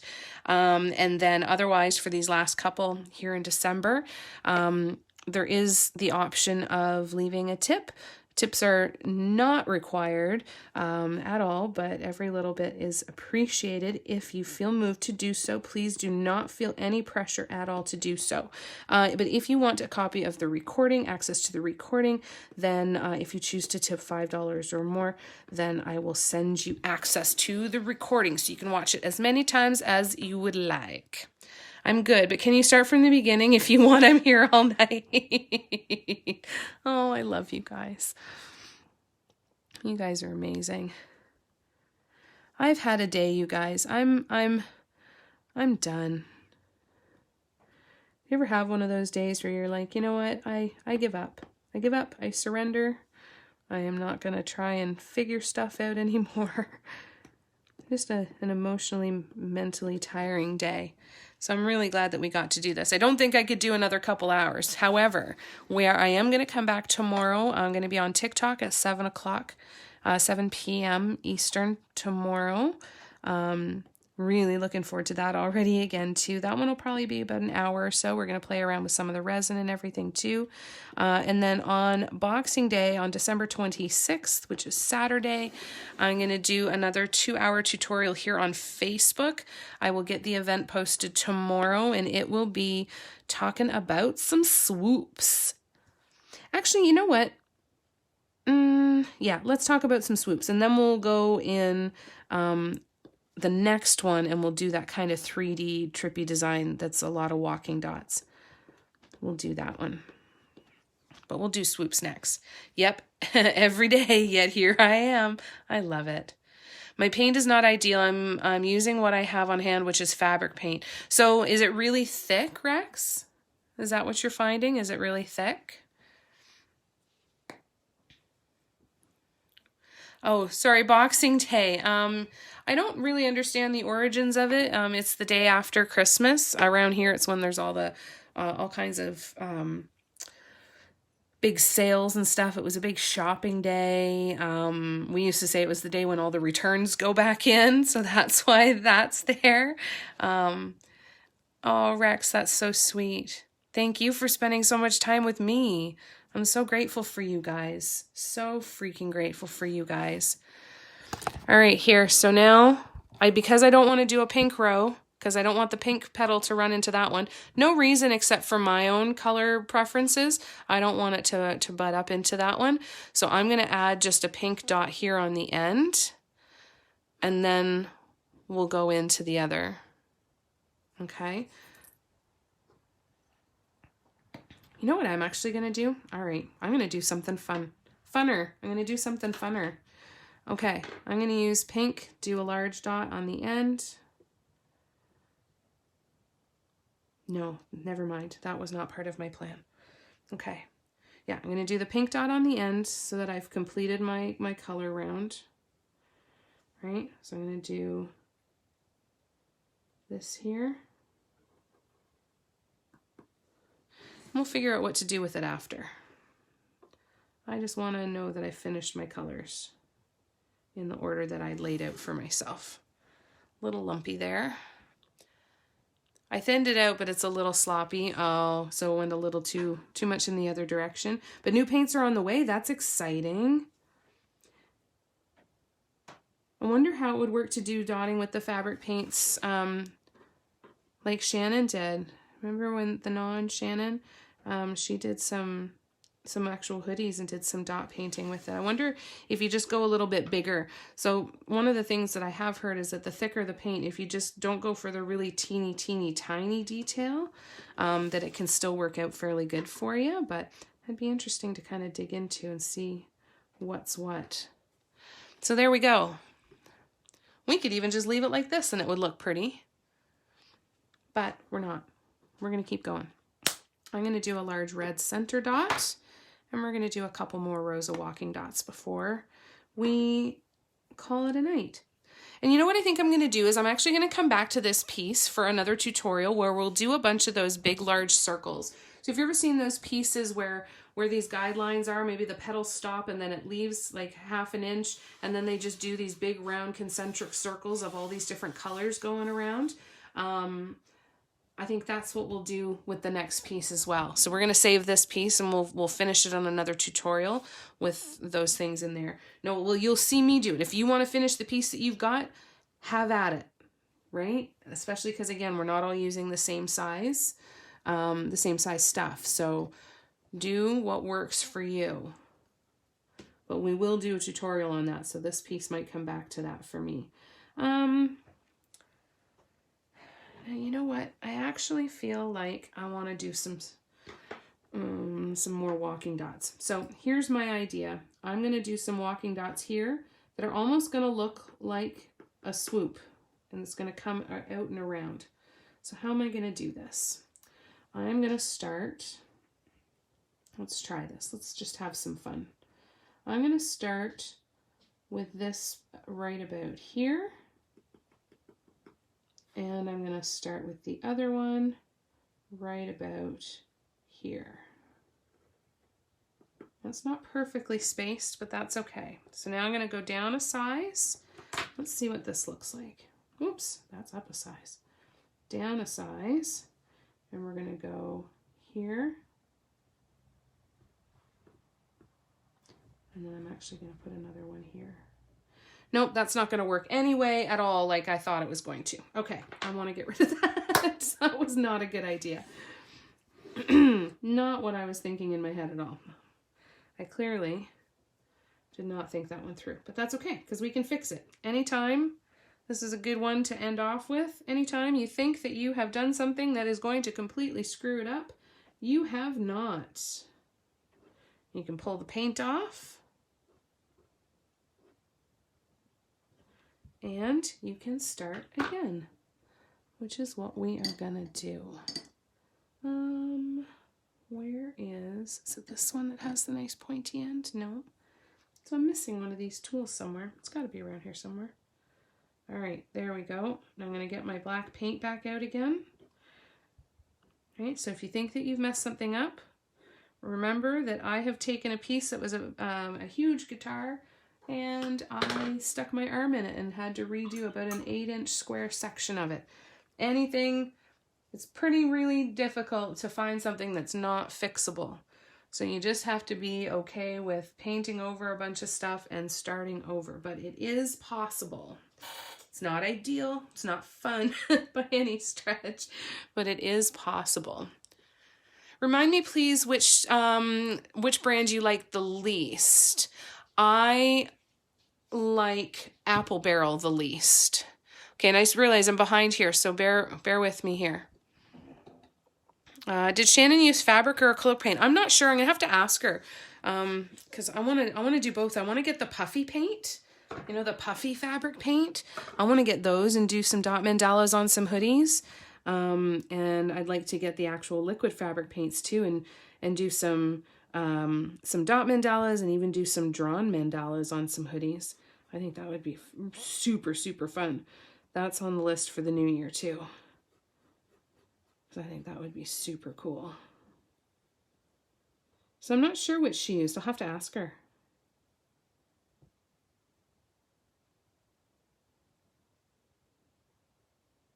There we go. All right. So we're going to go back to the original plan, excuse me, of using a large red center dot. She was outside hot tubbing yesterday. Oh, so nice. Melissa has a Zoom at 9. Have a wonderful Christmas day. I will post a photo of the little boxes on your page. Yes, please do. Thank you, Melissa. I hope you have a wonderful Christmas day as well. Sending you so much love right now. And I hope to see you again really soon. So I'll be on TikTok tomorrow night at 7. Back here on Facebook on Saturday from 1 until 3 p.m. all Eastern. Okay, and if you need anything, Melissa, you reach out. We're here for you. We gotcha. Yeah, it's the 26th. So Apple Barrel is my least favorite. I find it's very watery most of the time. The problem is that they've got some really cool colors, and that's really infuriating. So I'm going to put this dot right about here. Right about there.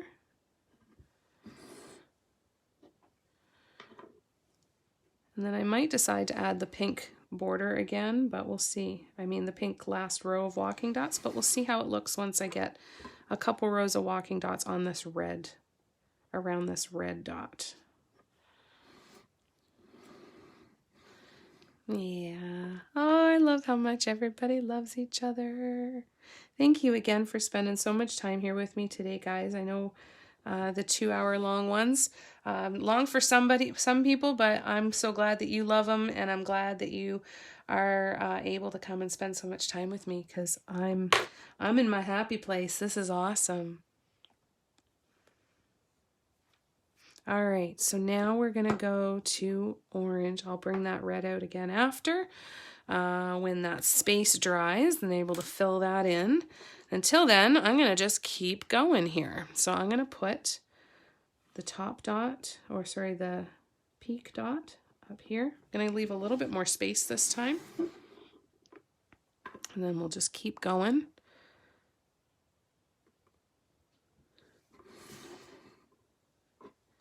Keep going across. Gets harder to draw that line. When it's nice and small, I can drag my hand on, but when it's wet paint, I have to remember not to drag my hand when I'm drawing that fake line to line everything up for myself.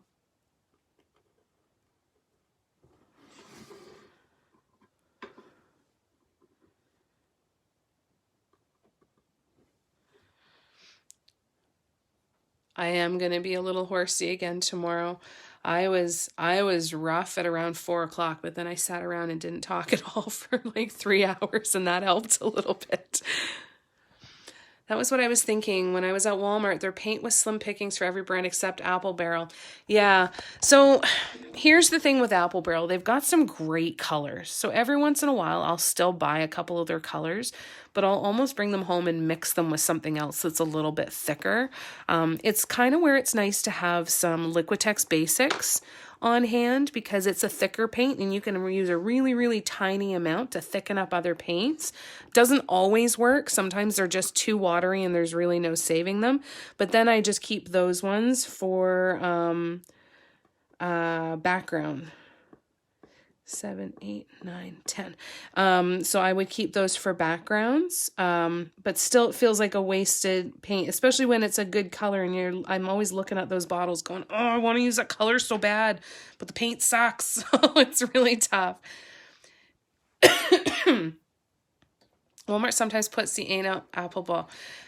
Yes, it is really good. Like I would have no problem buying the black, the white, any color for base coating. The white is great for mixing when you're creating color grades and all of that sort of stuff. It's nice to kind of use some of the more inexpensive paints for that because you don't want to spend a ton of money just to mix it with other colors, right? So that can be really, really nice too. But yeah, unfortunately, they're not great for dotting. I still always try them when I buy them. I'll give them a shot and kind of use like a test canvas on the off chance that it's one of those one-offs that works really well. But I kind of go into it assuming that my Apple Barrels aren't really going to help me much, that it's a crapshoot to buy it. You know, it's definitely iffy. So it's a little bit more of a gamble. So yeah, what kind of paints are you ordering online? I've heard Arteza is really good. I know that a lot of artists use Arteza. I don't know if they have liquid or craft acrylics though. So you'd have to get their heavier body and then water them down a bit. Did he go? Oh, LJ must still be outside. I'm still trying to get him in. Hopefully he'll come in. If not, I'll go outside again in a little bit too and try and catch him up. All right, so that black paint is still not drying yet, so I'm going to stick my orange aside and I'm going to grab the yellow and we'll do just a couple rows of this yellow to kind of round it all out. Let's see. That's looking kind of cool, eh? Still nothing? No, he's gone. Is he? Okay. He ate cat food though. Well, at least he had something to eat. I'm going to go back out again after my live ollie and sit out there for a bit. Okay. So I'll make sure that I call him the whole time while I'm out there. I'll keep trying. We like to try and get the cats in at night if they will come in. You know, keep them away from coyotes and stuff. They lost one of their cats to a coyote. You know, it's the risk you take with having an outdoor cat, and they understand that, but it's not what you want, right? It's definitely not what you want. So, and it's hard on a farm where people are in and out and in and out and in and out to have an indoor cat. And all of these cats that are here are rescued outdoor cats, right? Which makes it hard too. I'm just so grateful that Audrey likes it inside so much. I took her out on her harness once and she wasn't terribly impressed. So she liked sitting outside on the balcony at the apartment, but I don't think she would be very grateful or thankful for much else. Yeah, I put a harness and a leash on her. Ooh, that was a mess. Arteza is really thick. It has to be thin. Okay, good to know. Good to know. Oh, and it's the tiny ones. Okay, like more saturation, I guess, eh? What is that they call it? I think I heard somebody call it light fastness. So it's like just a much more solid and rich, opaque color, I guess. All right, and now that that black paint is dry, I'm going to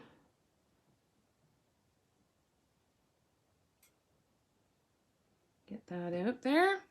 We might as well do that orange. We'll do the orange on this one, and then we'll do the yellow, and then I think we're going to be just about done for tonight. I think that's going to take us to our 2 hours.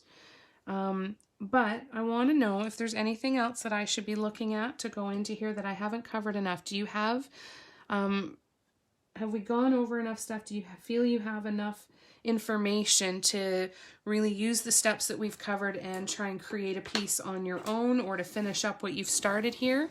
If there's any information that I can be giving you before we sign off, please let me know, okay? Yeah, you can always already start to hear my voice start to go a little bit. It's getting into a bit of a phone voice, isn't it? Hello, and thank you for calling Mandela Love Affair.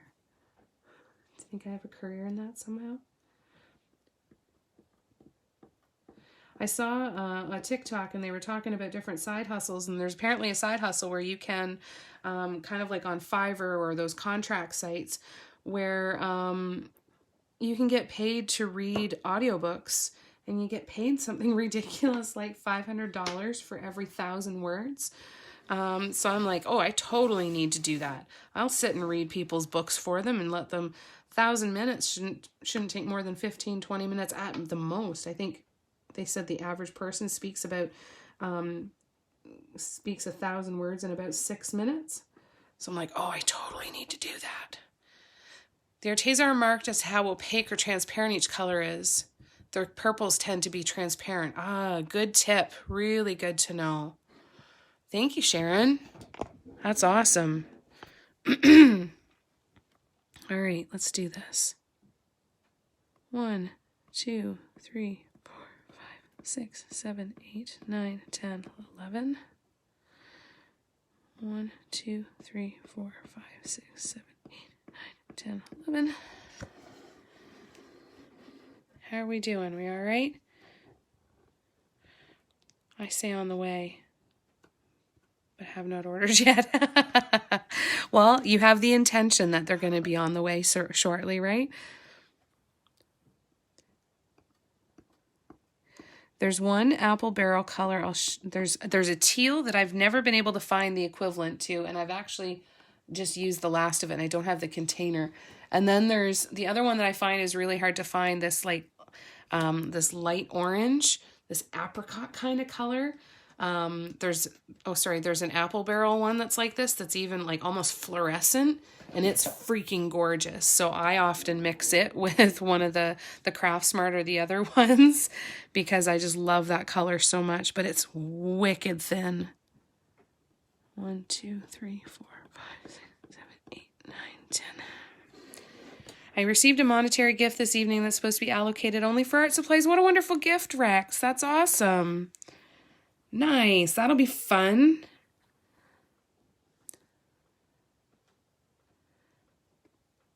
Four, 5, 6, 7, 8, 9, 10, 11. And again.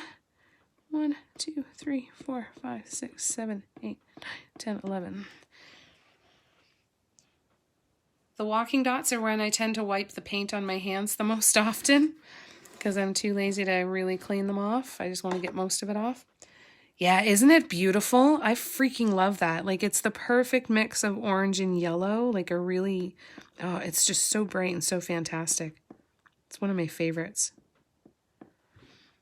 It's one of the ones that I'm like, suck it up and just use it because that color's too good.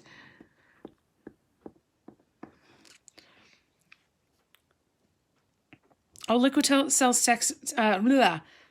a thickener medium. Oh, that's cool. I'm totally going to have to check that out. Yeah, it's super runny. Thank you, Sharon. That's awesome. I've never tried that stuff yet. I have to add it to the list. 2, 3, 4, 5, 7, 8, 9, 10, 11. And 1, 2, 3, 4.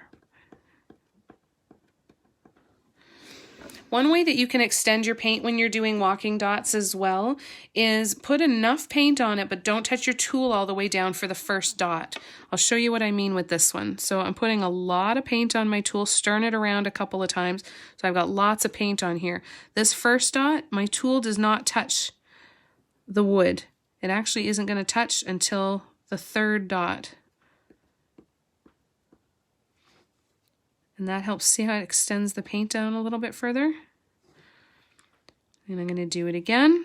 Not touching the surface, not touching the surface, now touching the surface. I hope that helps. Yeah, add only a very small amount. Okay. Totally going to have to try that. So I got a bunch of those paints that would probably really appreciate being thickened up. So there we go, you guys. I'm going to add another green in here, and then we'll do the teal on the out, but I think that's good. And I just lost, are you guys still there? I just lost connection for a second. Before you close out, can you please pull back and show us the whole canvas and remind us of your dimensions? Absolutely. So hopefully you guys are still there. This is my whole canvas. Oh, let me go a little bit higher up. It is an 8" by 8" wood. I had a little... There we go, a little blip.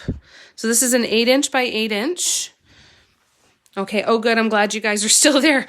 I had a warning come up saying that I lost my connection, so I'm so glad you're still here. Glad that was that fairly short-lived. So this is the whole canvas, 8" square. It's the wood blocks that you can get like at the dollar store, the wood panels, sorry, or at Michael's. You can get them at either one. I like them because they're nice and smooth and you don't have to deal with all the ridges in the canvas and everything. But I think this one's turning out pretty good. I think mine is a little bit smaller and my petals were expanded, so it's just not as clean looking.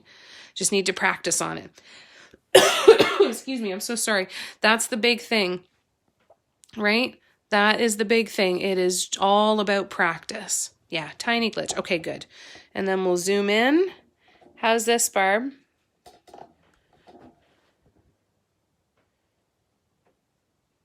Does that help? You're welcome, Rex. Barb, do you want me to go closer? Sharon, do you need any views of any of this? Everything okay? All right, you guys. I hope that this was helpful. I hope that you enjoyed it. I hope you see some opportunities for some inspiration and some areas for practice. You know, doing designs like this that are just all dots and dots and dots and dots and dots is an incredible way to practice. The more time you're able to spend doing it, excuse me, the easier it's going to get for you and the more consistent and everything like that. So, I'm so sorry. So if anybody has any questions, please reach out and let me know. Thank you again so much for coming and spending so much time with me, especially on Christmas Eve. Whether you celebrate Christmas Eve or not, it's a busy time of the year for most people, or, you know, people are just wanting to do different things. So I'm so grateful that you guys chose to come and spend some time with me tonight. And I'm looking forward to, if you're going to pop over to TikTok tomorrow night, for 7 p.m. Eastern time, then that one's just going to be kind of like my normal lives. And then Saturday we'll do another tutorial and we'll do a bunch of swoops. We'll do a couple different techniques for swoops. So if you have the ability, if you're going to be coming to Saturdays, if you have a sewing needle and a pencil with an eraser in it, take a pair of snips if you can, snip down the pin and stick it into the end of your eraser, because this might come in handy, or get some really good sharp toothpicks, and that'll help keep everything ready to go for doing swoops on Saturday. So it's time for puppies to go out. It's time for me to probably go to bed, to be brutally honest. But I'm wishing you all a Merry Christmas and a Happy Holidays. And I will look forward to spending time with you again very, very soon. Thank you again for hanging out with me so much. I love your company. And I'm sending huge heaps of love to all of you. I'm very grateful for you. Thank you guys. Much love. We'll see you soon.